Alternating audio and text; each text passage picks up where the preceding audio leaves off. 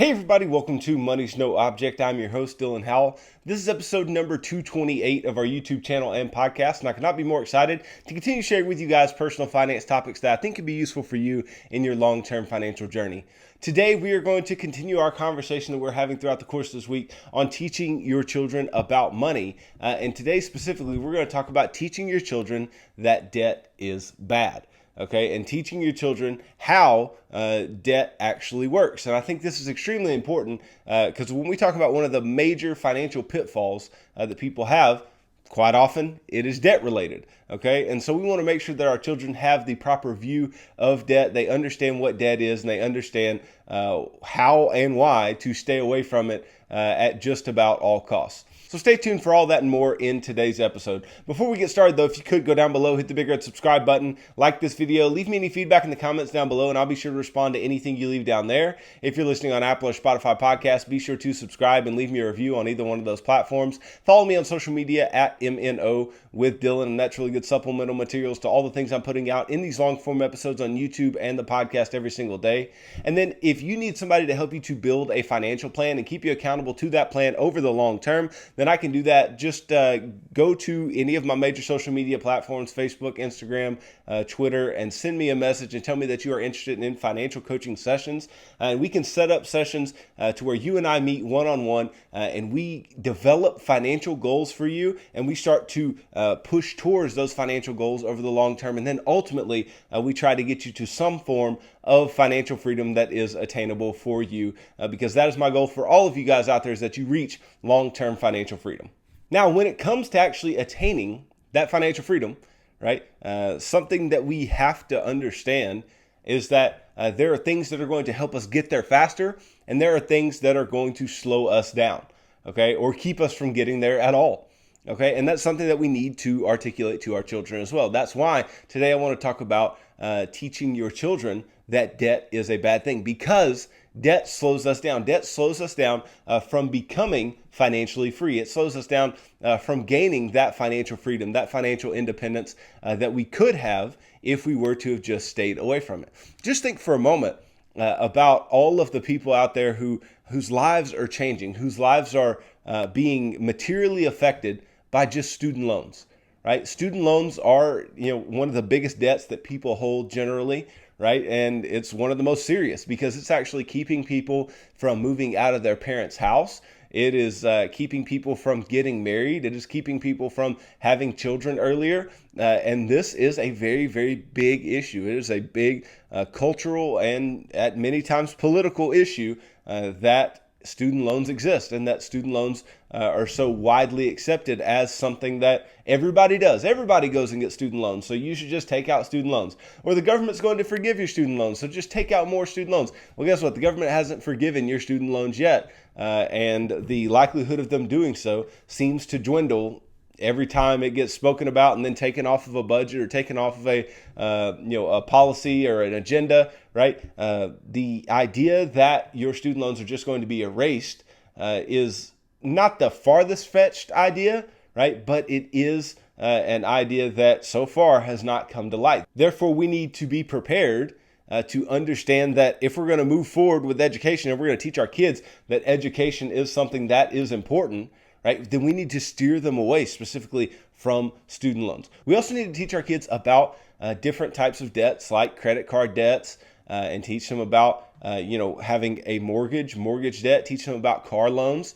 And I'll talk about how we should talk to them about these different things as we move forward in today's episode. But the important thing to understand is that if you don't talk to your kids about the things that are going to hold them back from becoming wealthy or from being financially successful or from just living the life that they want to live moving forward, then there are going to be problems. It is going to be problematic for not only them, but for you as well. Because think about this. If your kids have a lot of student loans or your kids have a lot of debt and it's forcing them to stay in your house longer, right, then guess who they are reliant on for many times food? You, or maybe clothing, or lights and water, you, or, just rent, right? Just maybe you let them stay there rent free and that's how they're trying to save on money. Well, that is falling on you. That burden is falling on you, right? You have to maintain the life of taking care of your child longer, which takes away from your ability to actually save and invest money for yourself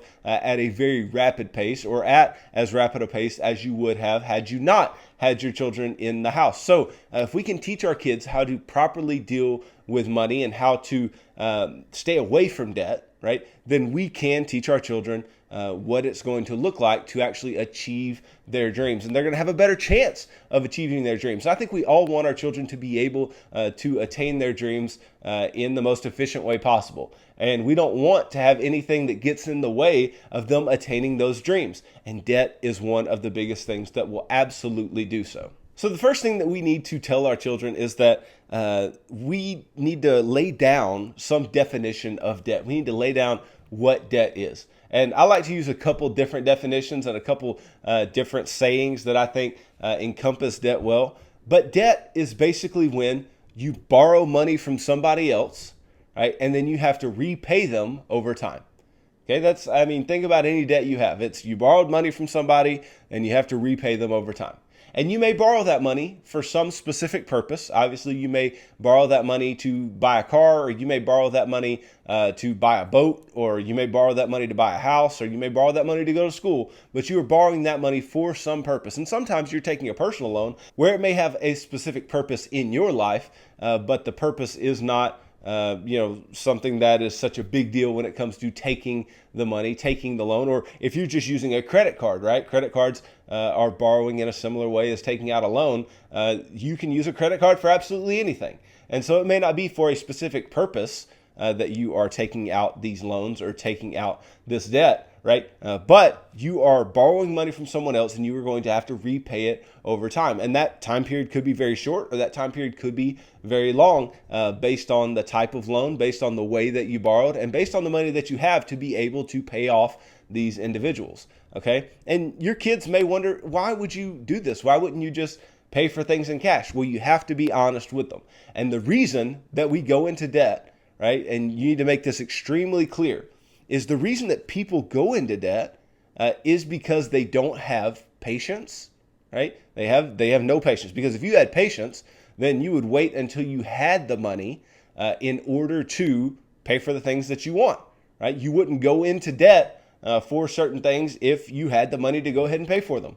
Okay, so people lack patience, but people also want to keep up with everybody else. And people always want the best thing even when they cannot afford the best thing. And so debt helps people to look like they have a lot without them actually having a lot, right? Debt is putting people in a place where they may have a $60,000 truck, right? But they can't afford that $60,000 truck. There's no way that they could save up the money to pay for that $60,000 truck, but they have this huge truck payment, right? Or where they have too much house. They have more house than they can actually afford, or than their budget actually calls for. And they're living paycheck to paycheck, right? You have to teach your children that debt makes people look better when it's not necessarily the case that they are as good as they look, right? Yes, there are some people who take out, car loans or take out big mortgages or whatever, and they can afford those things, right? They can do those things based on some of the guidelines that I've given you guys throughout the course of this show many times. But that is the exception and not the rule. Most people, when you walk down a street, right, about 8 out of every 10 are living on a paycheck to paycheck basis. If they missed a paycheck, okay, if they missed a paycheck, they would be in trouble. They would have issues paying their bills. It would be problematic for them to keep the things that they have taken out debt on, because they rely on their paycheck. They rely on their income to just cover their debts month after month after month. And this is a problem. This is why debt is a bad thing, because you are constantly going to be in a place where you rely on someone else to pay for the things that you can't afford. And then those people are going to maintain bondage on you. They're going to maintain this, they call it a relationship, a lending relationship, but it is literally putting you in chains. It's putting you in bondage and keeping you there until you pay them off, okay? Because you are truly indebted to them. And that's a big deal. That is a big issue. And that's something that I think as adults, we take for granted quite a bit. But if you can teach a child early that debt is a negative word, that debt is a negative thing, and that being in debt means that you are literally in bondage to someone else, right? That is a big deal. That's a big visual that you can give your children that will allow them to understand that I don't want to be in debt, right? That's the big thing that we need to articulate to them, is that you don't want to be in debt. You don't want to owe people money, because if you owe people money, then you are going to be able to keep less of what you have, right? You're going to be able to have less because you're willing to forsake some of your income month after month in order to make some payment on something that you couldn't afford to pay for in cash, right? And this is a huge problem. We know how big a problem it is. I don't have to keep harping on it, but we have to make it known that debt is a bad thing. Now, once we make it known that debt is a bad thing, then we can go into the different types of debt with our children. Okay, and I think a few big headings that we should start with are mortgage debt, right? Which I've told you time and time again that I am okay with you getting a mortgage, right? I want you to be out of debt, and I want you to eventually pay off your mortgage as soon as possible. But I am okay with you having a mortgage because buying a house with cash is dang near impossible. But people think that it's impossible to buy a car with cash. And that's not the case, right? So we need to talk to them about car loans. Okay. People think that it's impossible to go to school in cash. Also not impossible. So we need to talk to them about student loans. Okay. People think that it's impossible to, live their life in the way that they want to live on just cash. And again, that's not impossible. And so we need to talk to our kids about credit cards, because that's what people tend to use to finance their lifestyle, to finance their bad spending habits and things of the like, right? And then there are types of debt that are more rare, right? They're not as common in every single individual, but they are types of debt that can come along, and it's things like medical debt, right? Medical debt is something that is distinctly different from other types of debt. And you may have been perfectly financially free and financially strong and been hit with a big medical bill and have some debts outstanding. So that is a bit different, but we want to talk about how we can prepare against having those certain things come up as well. Okay, so let's talk first about a mortgage, right? Well, we need to let our kids know that when you go to buy a home, right, you do want, obviously, the lowest rate that you can get on a home, right? And you don't want to buy something that's super shabby, right? Nobody wants to do that, but you want to buy what you can afford, okay? And I've given you guidelines for this before. I say, let's look at a quarter of our take-home pay, a quarter of our monthly income should be what our payment is at a maximum. Okay, just a quarter of your take-home pay. Now, some of you may be thinking, well, mine is a lot more than that, or mine's maybe a little more, or a little less than that. Okay, but that is a good rule of thumb because it gives you plenty of room in your budget in order to do other things. It gives you plenty of room in order to invest, and it gives you plenty of room to save, and it gives you plenty of room to give, right? That allows you to do other things within your budget. You are not what we call house poor. And explain to your kids that being house poor means that your house costs so much that you're not able to do other things in your life. And that is not where we want to be either. Okay. So we have to explain that when you take out a loan, right, you do want it to be the lowest rate that it can be, but you want it to be affordable. You want it to be an affordable payment on a 15-year mortgage, right? Because we do want to pay our loan off as soon as possible. We need to let them know that 30-year mortgages, even though they're highly touted, people say, oh, invest the difference and it'll make all the difference. Yeah, the numbers run right, but then that requires something extra from you. That requires that you have the behaviors that are in place in order to actually do that. And it also requires that you keep debt around a lot longer and pay a lot more interest on your home than you have to. And I don't think that's a good way to go about it. Shorter mortgages are typically going to benefit you more and going to get you to a point of true financial freedom even sooner because you're going to be completely out of debt and not owe anyone anything. So we need to make clear that mortgage debt is okay, but we need to follow some basic parameters. Okay. We also need to tell our children when it comes to car loans, right, that most people have car loans, but they shouldn't. Okay. Taking out a car loan is not something you should do. Okay. And we need to tell them that cars go down in value. Okay. We don't, see cars go up in value quite often. Okay. Yes. Recently, some of the used cars out there, just based on all the money in the economy and some of the inflationary pressures, cars have become more valuable in the short term. But over the long term, cars go down in value. Okay. Eventually, cars will be worth nothing.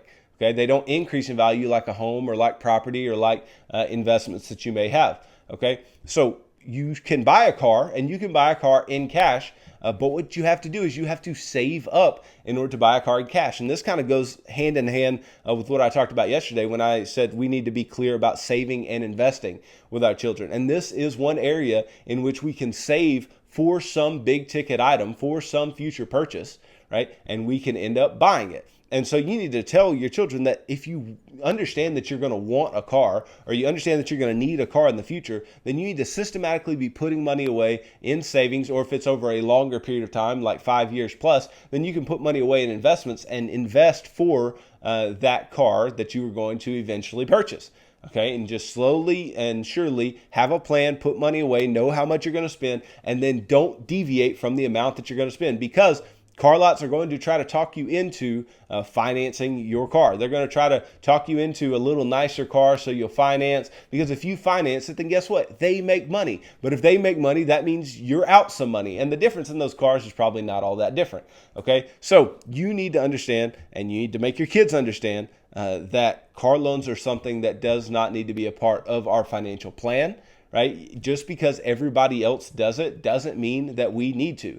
And that's something we need to talk to our kids about when it comes to debt, just across the board, is that just because other people buy things, and I put buy in quotation marks, just because you financed it doesn't necessarily mean you bought it, right? That's not your money. That's money that you borrowed to buy it. Right? So just because people buy things or finance things doesn't mean that we have to do it as well. Okay, we can't have FOMO. We can't have fear of missing out, and we can't want to keep up with the Joneses. We can't look at those around us and think that they're getting something better than we're getting based on the fact that they're taking out loans and they're borrowing money in order to finance their lifestyle. Just because their lifestyle may look better does not mean that it actually is better. We have to prioritize what is important to us and what we want in our financial lives. And we have to make clear to our children that even though, you want some nice things, right? It is better to do it slowly, right? It is better to save money up to get somewhere. It is better to invest for your future and have a good financially free future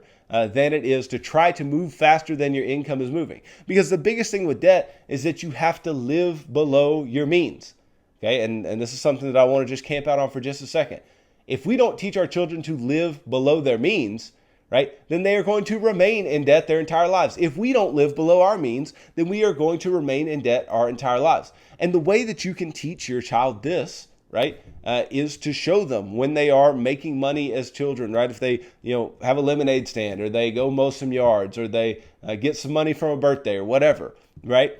Make them, because you can actually make them do stuff as a parent, contrary to popular belief, you can actually make them do some things, right? Make them put some money aside, make them save some money, make them give some money, live on less, or, buy less than what they actually brought in. Allow them to spend their money on some things that they want and some things that they need, right? But you also have to understand that what you're teaching them there is so vital. You're teaching them, if you're allowing them to spend all of their money, that you don't have to live on less than you make, that you can make a certain amount of money and then just spend all of it, right? And that leads to this consumerist mindset, and that leads to where people are constantly going into debt for things that they don't need, right? That are too expensive, and they're just trying to impress people around them that they don't even know or maybe don't even like, right? And that is problematic. We don't want to teach them that. What we want to teach them is that you make a certain amount of money, you bring in a certain amount of money, and you set some of that aside. You don't live on all of it. That way, later on, right, you can have a cushion between you and life in the way of an emergency fund in case something were to occur, that you don't have to go into debt later. That's a very, very big deal, right? That we can have that money set aside, or you can save to pay cash for things that other people would typically finance, like a car, like college, like things that people would typically take loans out for, right? That you can do those types of things because you lived on less than you made, or you can build up more money for your future and live better later on if you invest some of the money that you set aside. Okay, and if you show them this, and if you articulate this to them clearly and make it clear that putting money aside for your future and living below what you currently make or what you currently bring in is going to be beneficial to them over the long term, then they are likely to keep up with those habits. And if they can keep those habits, right, living on less than you make is one of the primary financial habits that is going to get you where you want to be over the long term. And so if they can figure that out, right, then they can figure out how to be financially successful in other areas as well. So of course we need to talk to our children about student loans. And we need to make clear to them that student loans are not an option. Right? If you have money that you're saving up for them to, allow them to go to college, or investing for them so they can go to college, make clear that that is what you're doing. You don't have to tell them how much, but you can tell them that that is the case and that you are systematically putting money away for them. But that money can be treated like a scholarship, and I would suggest that that money be treated like a scholarship. I'm going to have the Dylan Howell scholarship, right? You are going to have to show me that you are academically worthy of me giving you this money, in the same way that a scholarship would show me that you are academically worthy for a certain amount of money, right? It is my scholarship that I am going to grant you if you meet certain criteria. Okay, and make that known to your children, what those criterion are, and actually make clear that this isn't money that you're just going to get, or money that I'm just going to give to you, right? This money actually has some stipulations. Okay, that is if you are saving up for their college. If you are not saving up for their college, make clear to them that you are trying to work your financial planning. You're trying to work right down the line and help them to get to the best place possible, right? But they are going to be responsible for their own college. And them being responsible for their own college may mean a few things that, again, are different from other people. Being different is not bad, and we need to make that clear, especially when we're talking about debt with our kids, is that, because if you're out of debt, you are way different than most people. And if you're not going into debt, you are way different than most people. And especially if you're not taking out student loans, you are way different than most people. Okay, so we need to make clear to them that it's going to be a little different. You're going to have to take a little different route, but taking that different route will end up being the most beneficial to you over the long term.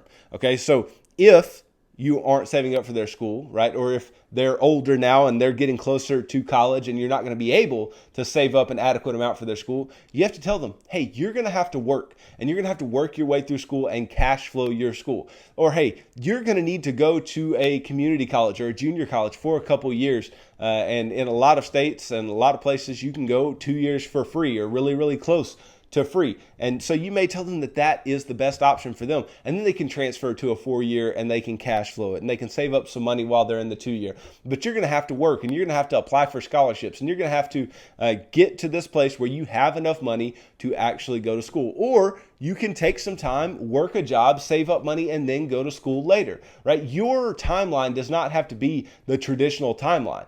Okay, the traditional timeline is something that most people don't do anyway, right? People think that everybody graduates in 4 years, and that everybody is able to, just boom, boom, boom, boom, 4 years out of school, got a degree, never changed your major, all that. That is way more rare than you may ever think. Okay, most people are going to get into school and change their major. Most people are going to get into school and not graduate in 4 years. Most people are going to go into school and things are going to change in their life. Right? Things are going to be different as they move forward. Classes are going to be harder than they thought. They're not going to like what they're studying. They're not going to, think that the job field that they're going into is going to have enough jobs available for them. And maybe they want to shift into something else and do something else, which is fine, right? But you have to understand, if that's the case, if it's the case that most people aren't doing things in the quote unquote traditional way, then you don't have to do things in the traditional way either. And you can stay out of debt and be financially free and still get to the same end game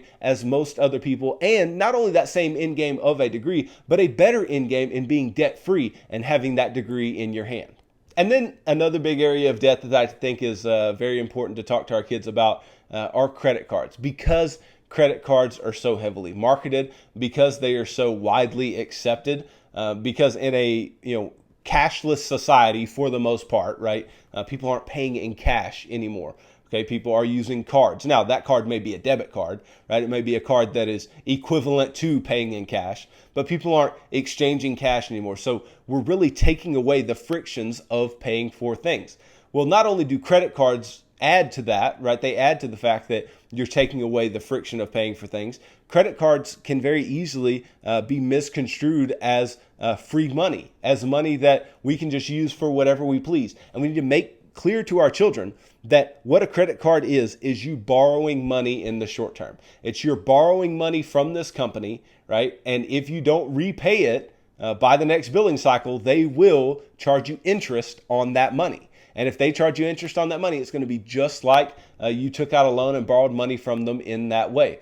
Okay, but that card looks just like your debit card. That card looks just like the thing that is, the cash equivalent of paying for something. But it is not that same thing. And so if we have the temperament to use credit cards in the proper way, and you have used credit cards in the proper way, and I know many of you have not, and if you have not, I've told you many times, you should get rid of them, okay? If you know yourself and know your behaviors, then follow that direction, right? Don't think that you can change just based on a whim, right? Either you've done the right things or you have not. But if you've done the right things, I think you can teach your child to also do those right things. Okay, but you have to be very diligent. You have to be very strict with them about doing those right things. You have to show them and actually give them some guidance as to how they should go about using a credit card in a proper manner, right? But I'm perfectly okay with you telling your kids that credit cards aren't worth their time, okay? I'm fine with that. And just telling them to operate on a cash basis. That is fine, especially if you're somebody who struggles to keep a credit card going in the way that it should. Now, the only reason that we ever want to use a credit card is to maintain a credit score to purchase a home. If that's a big issue for you, then you may be in a little different spot. But your kids are going to have to eventually buy a home, right? And most places are going to require some type of credit history, some type of credit worthiness check. It is not 100% required at all mortgage companies, but most places where you're going to get somebody to lend you money, that is going to be necessary. Okay, and the only way really to build that up is to have some type of credit history, and having a credit card can allow you to do that. But if they cannot be responsible with that, they have to understand and have the self-awareness and self-discipline to just absolutely get rid of them and not deal with them anymore, right? Credit cards are extremely, extremely dangerous to younger people because younger people don't yet have the mindset that, all the money that they bring in isn't just money that they can spend. Okay, because if you get that, right, if you understand that you can't spend everything that you make and you have a little margin, even if you have a small amount of credit card debt at the end of a month, you can pay it off with the margin that you have and you're all right, right? But if you're somebody who is living paycheck to paycheck and maybe you're not adequately budgeting for yourself, right, then what's going to end up happening is you're going to overspend on your credit card, rack up debt, pay interest, and end up on the wrong side of the transaction, which is the last thing we want. So we need to make clear to them that credit cards are extremely, extremely dangerous. We can use them, right? They can be partially beneficial to us. We can get some rewards, right? But for every one of those rewards, it is going to be just as dangerous that we overspend and end up eventually paying interest to these credit card companies, which is exactly what they want, because that is how they go about making money. So overall, what do we want our kids to know? We want our kids to know that debt is no good. Debt is not something that we should be operating in day by day. It's not something that month by month we should have to pay. It shouldn't be a part of our budget. It shouldn't be a part of our bills. We should not be making debt payments. We should not be paying interest to people just because we wanted to buy something that we could not afford, right? Sit down and have these honest conversations with your kids. Show them that, especially because people talk all the time about how their kids will say something like, why can't we have, a boat like so-and-so? Or why can't we have a car like so-and-so, right? Explain to them if they say something like that, that what you see around you is not real. Right? What you see around you is not people who are able to just make all this money and pay for those things in cash. It is debt, more than likely. Okay, yeah, I'm not going to make judgments on everyone, right? But more than likely, what you see somebody else has that's really, really nice and really, really expensive, and you kind of know what they do for a living, it's probably debt. Okay, so explain to your children that most of what they see like that, most of the things that make you want to keep up with others and buy things that others have is debt. And it is something that we need to stay away from because it can be dangerous and it can lead us into a financial situation where we have strained our cash flow so much that we don't have anything left over to save, invest, or give, or even spend frivolously on ourselves and our future. And those are the things that we want to be doing, right? Those are the things that we shoot to be able to do in our financial lives. And if we're not able to because of debt, right, then we obviously went astray somewhere. And that's what we want to keep our kids from doing. And that's why we have to be so honest and so intentional about talking about debt with our children.